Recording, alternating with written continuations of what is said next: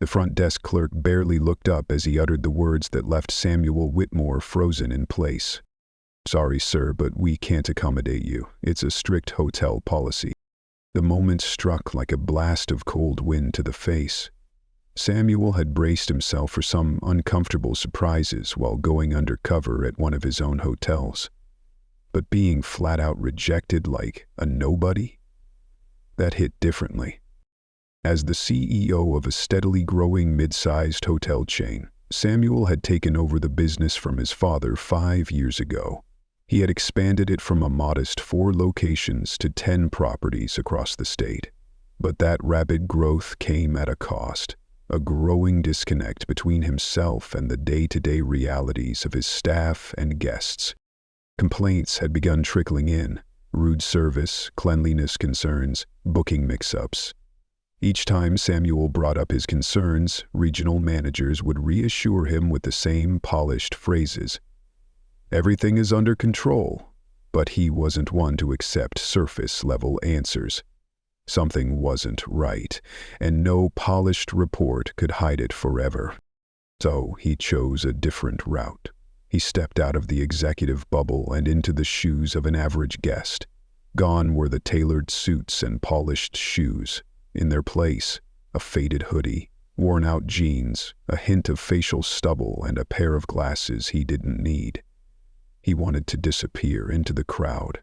At this specific location, a newly acquired property, no one had met him in person before. The staff had only interacted with middle management. That made it the perfect place to see the truth. He walked into the lobby expecting to see signs of the values he'd worked so hard to instill. Instead, he was met with a wall of indifference. "Strict policy?" Samuel asked, keeping his voice steady though tension was starting to ripple beneath the surface. "I don't understand. Are you out of rooms?" The clerk, a young man with a name tag reading Kevin, sighed dramatically, as though Samuel's question was an inconvenience. "We've got rooms, but we don't rent to locals. Management says they bring problems. We only accept guests from out of town." Samuel felt a knot tighten in his chest. That wasn't just a rule, it was a judgment. An unfair, baseless assumption that went against everything his company was supposed to stand for. His hotel chain had been founded on the principle of hospitality, welcoming all paying guests, no matter where they came from. This was elitist gatekeeping. "That doesn't make sense," he replied, his tone calm but firm. "I've got money. I'm ready to pay full price for a room." Kevin shrugged, clearly unmoved. His voice had the rhythm of someone reciting a well-worn excuse. "Sorry, man. That's the rule. If I book you and management finds out, I get written up." Samuel glanced around the lobby. Off to the side, a young woman at the concierge desk was watching the exchange. Her expression was tight with discomfort. There was something in her eyes, maybe empathy, maybe quiet disapproval, that made Samuel take note of her face. Before he could say anything more, a voice cut in. "What's going on here?" A middle-aged man in a stiff, poorly fitted suit approached with a hint of authority in his stride. His name tag read Jason, General Manager. The moment his eyes landed on Samuel's rugged appearance, his face darkened. "He's a local trying to book a room," Kevin explained quickly. Jason crossed his arms and spoke in a tone void of warmth. "As my employees said, we don't rent to locals. It's a policy to avoid potential issues." Samuel kept his expression neutral, but his heart was pounding. "What kind of issues?" he asked, locking eyes with the manager. Jason's lips curled into a dismissive smirk. "We've had problems in the past. Some locals book rooms to do things that aren't exactly legal. We're a respectable establishment." Samuel clenched his jaw. "So, you're assuming I'm here to do something illegal just because I live in town?" Jason didn't even blink. "It's nothing personal, just procedure." There was a moment, a fleeting moment, when Samuel could have erupted. But he inhaled slowly, remembering his father's old advice: never let anger make your choices for you. And what if I told you I had a legitimate reason to stay here tonight? Samuel asked, voice low and deliberate. Jason shrugged, unmoved. Then I'd suggest finding a hotel that's willing to take that kind of risk. Samuel's eyes widened slightly. This was his hotel, his name on the papers, his values in the mission statement, and yet his own employees were turning him away, based on nothing more than shallow prejudice. Just then, the young woman at the concierge desk stepped forward. Her steps were slow but deliberate. "Sir, if I may," she said carefully, her eyes flicking toward Jason with a blend of respect and unease. "There's actually no written policy that says we can't rent to locals. As far as I know, we've always handled it case by case." Nicole didn't back down. Even as Jason shot her a glare sharp enough to slice through stone, she stood her ground like a single light flickering in a room full of shadows. "I'm just saying," she added, her voice even. "I've never seen anything in writing that supports this." There was something about her resolve, quiet but unshakable, that struck Samuel. She wasn't trying to challenge authority recklessly. She was trying to do what was right, and in a place where everyone else seemed to have forgotten how, that made her stand out like a beacon. Jason's eyes narrowed, his voice sharp with irritation. "Stay out of this, Nicole." Nicole hesitated but didn't step back. There was a quiet fire in her gaze, a kind of integrity that Samuel had almost given up hoping to see in people working within this system. In that moment, he made a mental note of her name and face. Nicole wasn't just another employee. She was a flicker of hope, fragile but real. Jason turned back to Samuel, his tone no less harsh. "My decision stands. You need to leave." Samuel took a deep breath, forcing himself to hold back the heat rising in his chest. He had seen enough. But this wasn't the end. Without saying another word, he turned around and walked out of his own hotel, each step heavy, like walking away from a cherished memory that had slowly begun to decay. As he pushed through the glass doors, he caught Nicole's eyes watching him, filled with uncertainty, maybe even concern. It struck something in him. She didn't know who he was, but she knew something wasn't right. Samuel didn't go far. He turned the corner and leaned against a street lamp, pulling out his phone. He needed a moment to breathe, to clear his mind, to process the cascade of emotions. His own hotel, his life's work, had just rejected him. Why? Because of an old hoodie? Because he had a local address? The more he thought about it, the colder it felt. Not because of the weather, but because of the betrayal. Jason, the very man he had entrusted to uphold the company's reputation and values, had become the face of everything Samuel had vowed to avoid: prejudice, laziness, and unchecked arrogance. From a distance, the hotel looked like any other. Guests dragging their suitcases, checking their phones, laughing, calling rides. It appeared functional, normal. But Samuel knew better. Inside, the culture was rotting, quietly but dangerously. He exhaled sharply. No, he wasn't leaving. Not like this. He couldn't. This was no longer a business visit. It was a mission to uncover the truth. He walked a few blocks down, booked a room at another nearby hotel, and stayed there for the night. The next morning, dressed the same hoodie, same worn-out shoes, same stubbled face, Samuel returned to his own hotel. But this time, he didn't come as a guest. He came as a job seeker. It was quieter in the morning. The rush hour had passed. He walked up to the front desk, where Kevin had stood the night before. Now, a tired-looking woman in her late 40s was behind the counter. Her name tag read Linda. "Hi there," Samuel said casually, keeping his tone light. "Are you guys hiring?" Linda didn't look up from her screen. Her voice was flat, bordering on bored. "You have to apply online. We don't do walk-ins."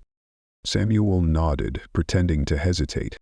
I don't have a computer right now. I was hoping to just ask about open positions. Linda sighed, clearly about to dismiss him again, when a familiar voice chimed in behind him. Are you looking for work? Samuel turned.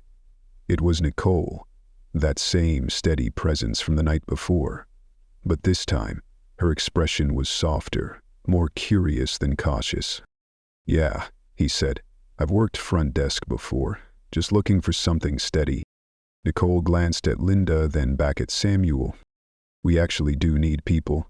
A few folks quit last week. Linda made a non-committal grunt, but didn't object. Nicole stepped out from behind the counter. Come with me. I'll introduce you to the assistant manager. Samuel followed her through a short hallway. They passed a break room where two employees sat hunched over their phones, barely speaking. The air smelled faintly of burnt coffee, a small detail but telling. It spoke of tiredness, neglect, and a lack of pride. Rough night shift? Samuel asked lightly, just to make conversation. Nicole gave a dry chuckle. Every night's rough. They reached a door that was slightly ajar. Inside, a young man sat at a cluttered desk, typing furiously. His name tag read Eric, assistant manager. Nicole knocked gently on the doorframe. Is Eric? Someone's here, about the front desk job. Eric looked up, giving Samuel a quick once-over. You have experience? Yeah, Samuel replied. I've done check-ins, customer service, phones. Couple years. Eric rubbed his temples. He looked like he hadn't had a real day off in weeks. We need someone. Can you start today? Samuel kept his expression neutral. It was all too fast. No interview, no paperwork. Just a warm body willing to show up. That alone told him a lot. Sure, he said. Eric pushed back from his desk. Nicole, show him around. Get him up to speed. Nicole nodded and led Samuel back toward the lobby. As they walked, she glanced sideways at him and whispered, That was quick, huh? Is it always like that? Samuel asked, raising an eyebrow.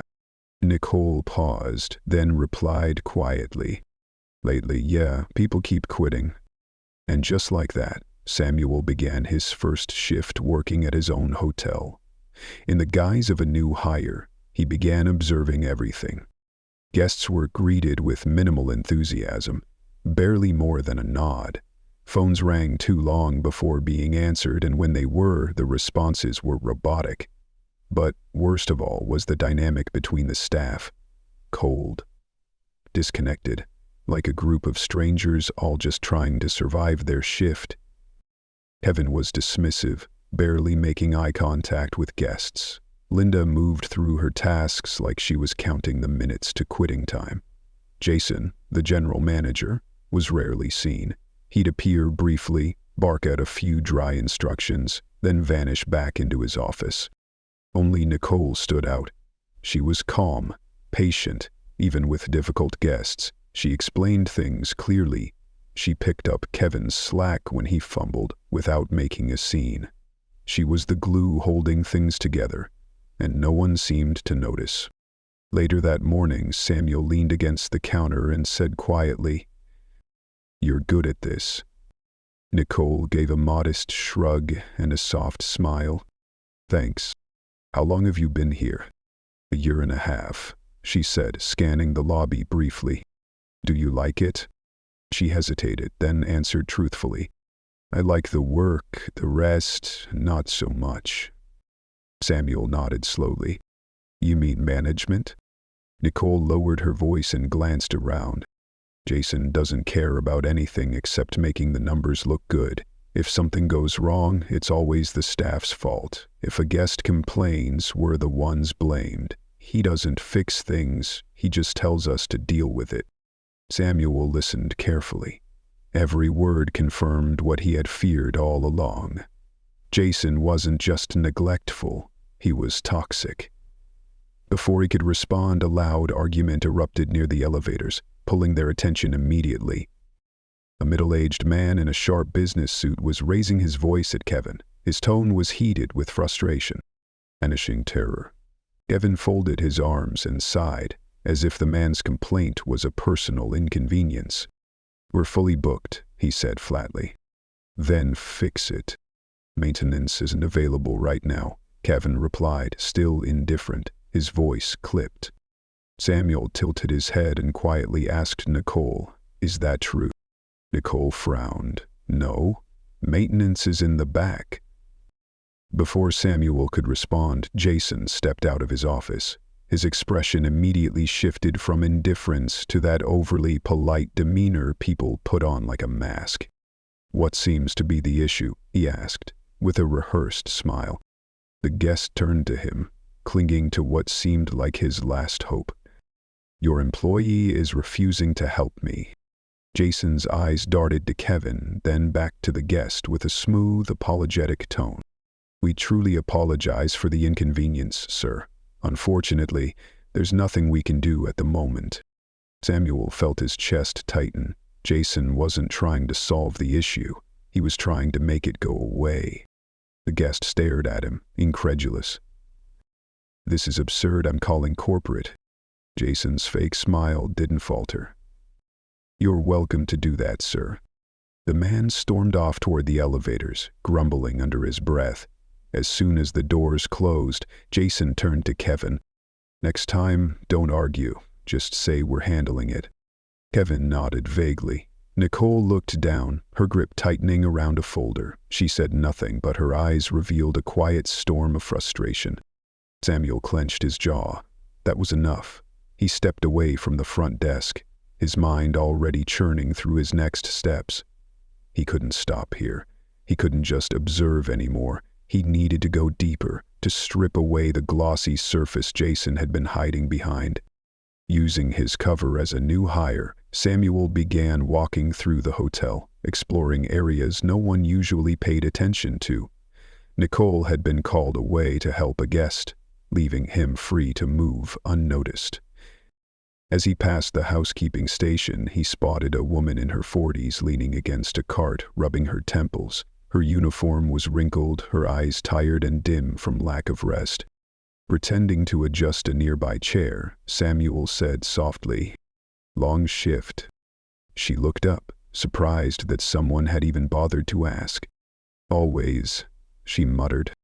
"Short-staffed?" She let out a dry laugh. "That's putting it nicely. They cut 2 positions last month, but the room count's still the same. We're expected to keep up somehow." Samuel frowned. "That can't be easy." "It's not," she admitted, "but Jason doesn't care. As long as guests don't complain too much, everything just gets swept under the rug." Every word she said was another puzzle piece sliding into place. Samuel nodded his thanks and moved on quietly, his mission becoming clearer with every step.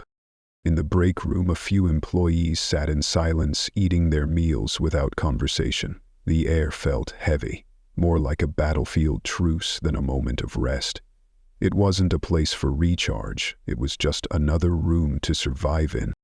Samuel didn't linger. He continued toward the maintenance area. A door was propped open, and inside, a man in his 50s was hunched over a broken chair leg, working silently. A name tag on his coveralls read, "Carl." Samuel knocked gently on the doorframe. "Hey, Carl." The man looked up, raising an eyebrow. "New guy?" "Yeah," Samuel replied casually. "Just trying to get a better sense of the place." Carl wiped his hands on a grease-stained rag, eyeing him with mild suspicion. "This isn't where front desk guys usually wander." Samuel offered a faint smile, saying nothing in return, but inside a bitter truth was settling deeper. In the hotel he had founded, he now moved like a stranger, searching for answers in places no executive would normally look. Yet beneath the chaos, he began to understand something profound. This wasn't just an undercover audit. This was a reckoning, a chance to restore what had been lost, to save a system that was quietly crumbling under its own neglect. Samuel leaned slightly against the doorframe and said in a lowered voice, "I saw a guest earlier complaining about a broken air conditioner." Kevin told him maintenance wasn't available. Carl let out a sarcastic laugh. That's because Kevin hates calling us. He'd rather act like the issue doesn't exist than actually deal with it. Samuel nodded slowly, taking it in. His face remained neutral, but internally the final pieces were clicking into place. The problem wasn't just negligence toward guests. It was a complete breakdown in communication and mutual respect within the staff. Each department ran like an island, no cohesion, no real sense of teamwork. Everyone was just getting through their shift, heads down, hearts elsewhere. Except for a few, like Nicole. Samuel's jaw tightened. This wasn't just a management failure. It was a cultural failure, an infection that had festered in the absence of real leadership, nurtured by apathy and allowed to define the norm. Carl glanced up at him again, his voice rough. If you're smart, you won't get too comfortable here.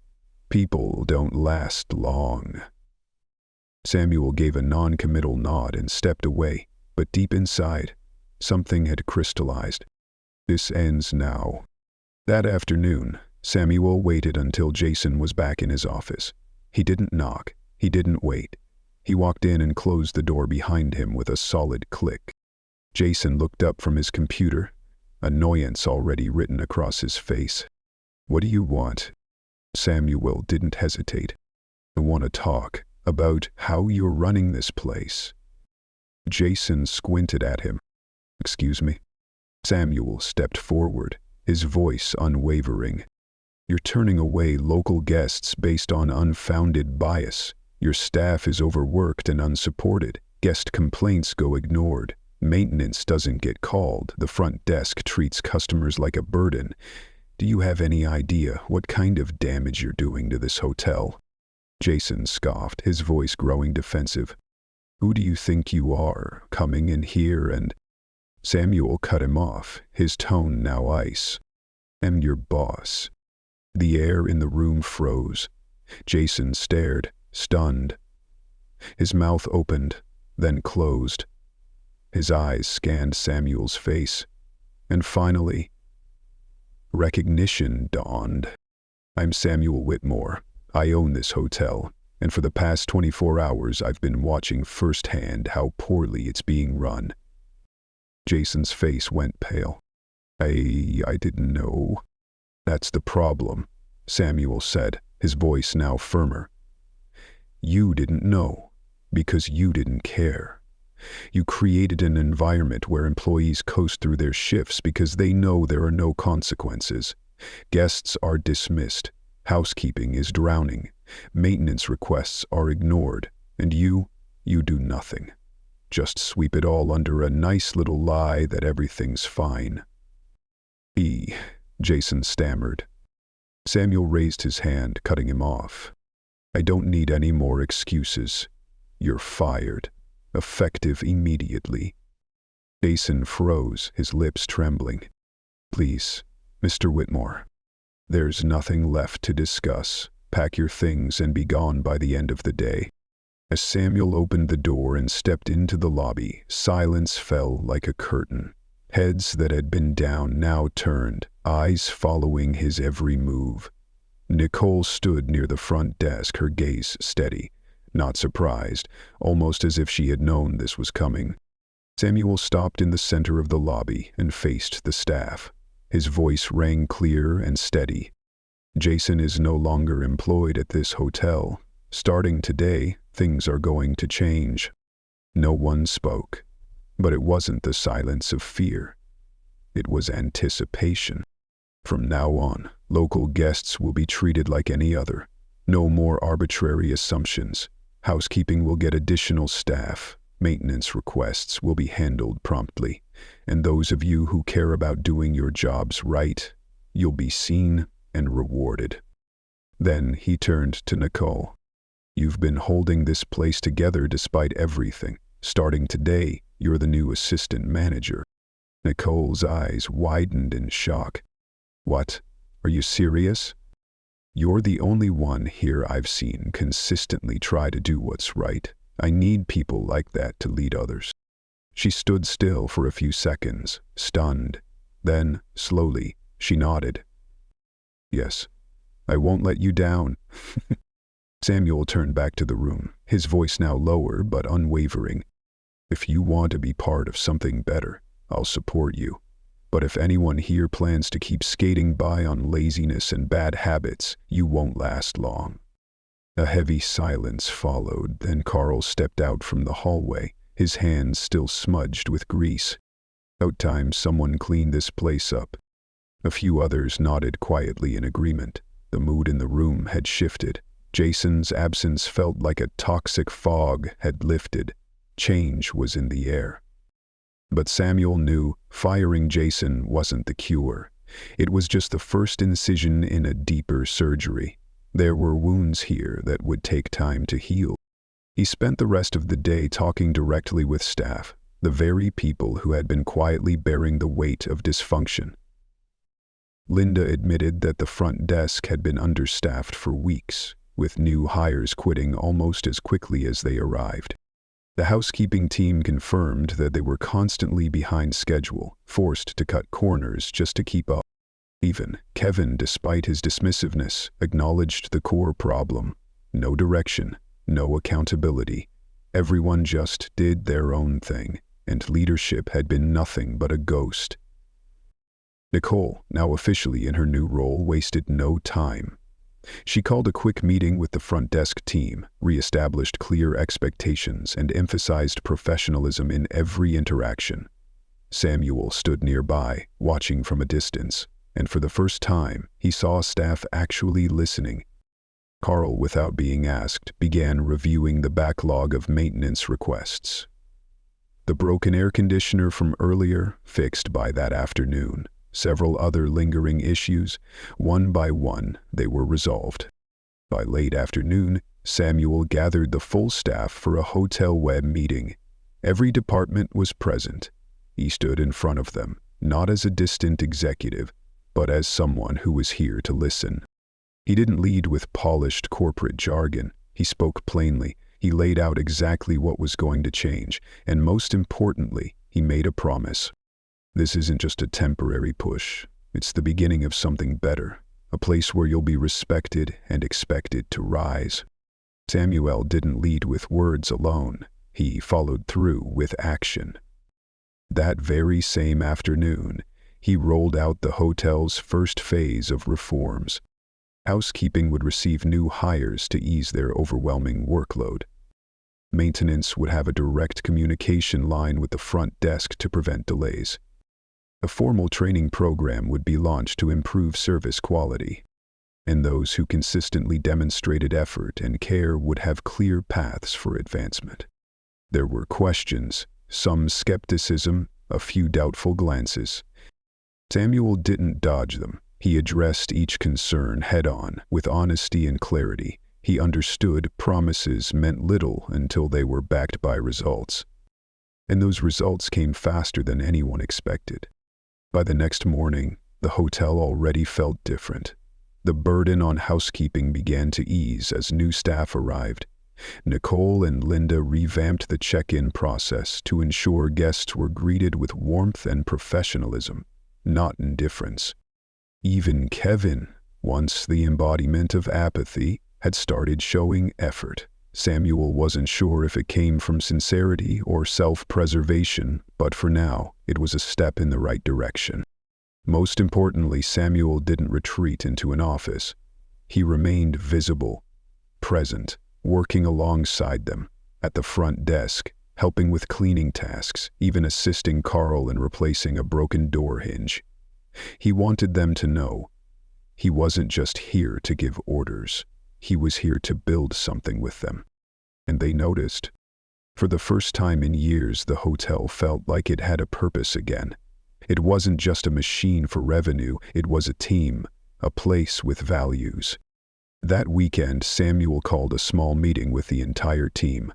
No grand speeches, no corporate slogans, just simple, heartfelt acknowledgement of everyone's hard work and a quiet promise that he wasn't going anywhere. Beside him stood Nicole, now fully stepping into her leadership role, confident, calm, respected. She didn't lead with volume, she led with presence, and people followed not because they had to, but because they wanted to. Samuel looked around the room, and for the first time in a long while he saw something powerful return. Pride. The hotel wasn't perfect yet, but it was moving in the right direction, and this time he wouldn't let it slip away again. He stayed, not to micromanage, but to protect what he had just begun to rebuild. Because the real test wouldn't come in the first week, it would come in the weeks that followed. And he already knew. Deeper issues still needed to be addressed. That became even more evident one afternoon when Samuel stepped into the break room and saw Lindell, one of the longest-serving employees, sitting alone, staring at a cup of coffee that had gone cold long ago. She didn't look up, but the tension in her shoulders told him she knew he was there.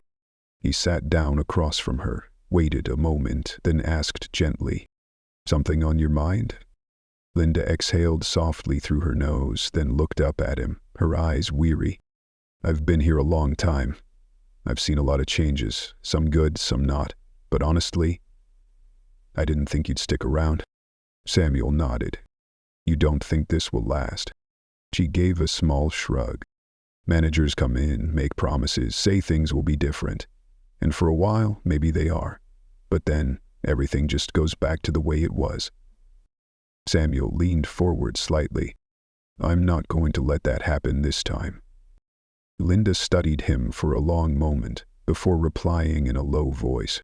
"You should know, the problem isn't just Jason, and it's not something that gets fixed by hiring a few more people or promoting a good assistant manager." Samuel said nothing, he just listened. "The pay here isn't great," she continued, her tone flat. "A lot of people quit because they can't make ends meet. The ones who stay, it's because they don't have anywhere else to go. Not because they love the job. That's why no one's motivated." Her words hit Samuel like a quiet, necessary truth.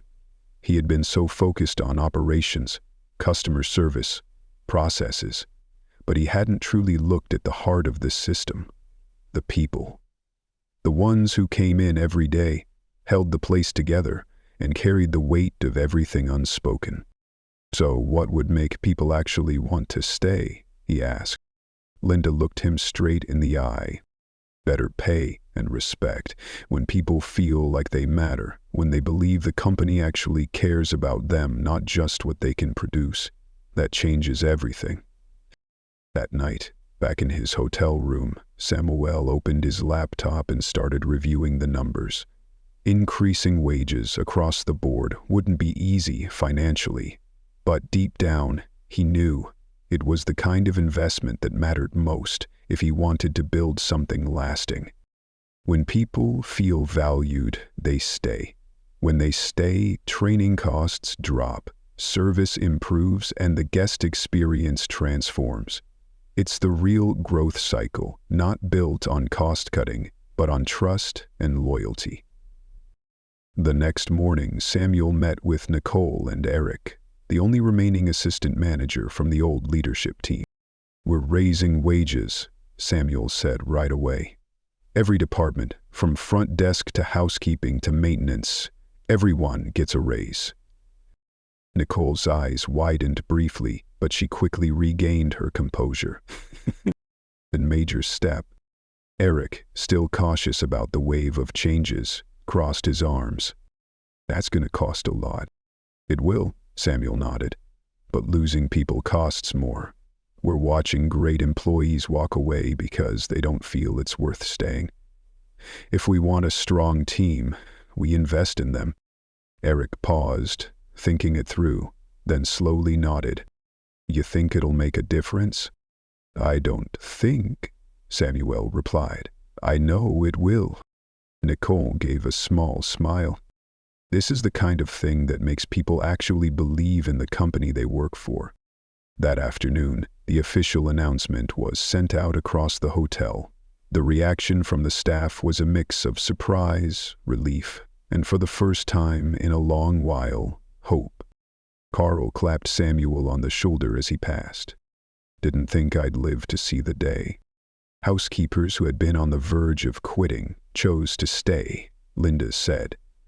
The once skeptical veteran offered Samuel a subtle but meaningful nod of approval. And for the first time since arriving, Samuel felt like he wasn't just putting out fires.